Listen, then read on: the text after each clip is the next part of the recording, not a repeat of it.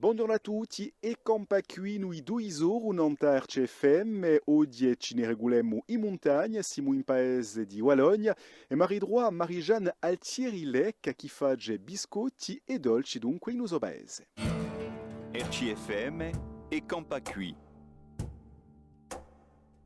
Allora, il nostro percorso è movimento in 2004 per fare Jotte. È un movimento dunque o vromaio, o brocio e tutto questo, in bioggio, nella strada d'Arbori.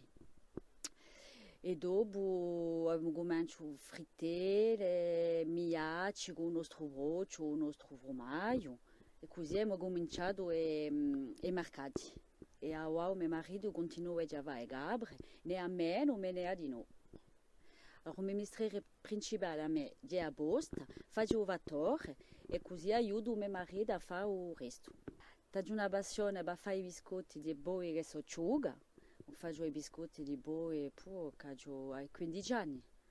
E ora faccio tutto, le frittelle, le wrap, i ganistrelli, posso fare di nuovo le confiture, le gore, i biscottini, i migliacci, tutto mi piace. Allora, noi abbiamo aperto un snack a Nanta Piazza di Aiege, più in su, e facciamo tutto quello, abbiamo una piccola cucina e facciamo tutto quello. Vendiamo i nostri prodotti a Nanta ai mercati, in Bigo, in Calcatoggio, in Saone, o Marcuri, giovedì, sabato e domenica in Reno, Calistate. O se no, così a domanda di un cliente ci chiamano e ci dicono voilà, ci vorrei quel battaglione, noi facciamo così. Allora, il paese per me è importante. Sono stata sempre qui in paese.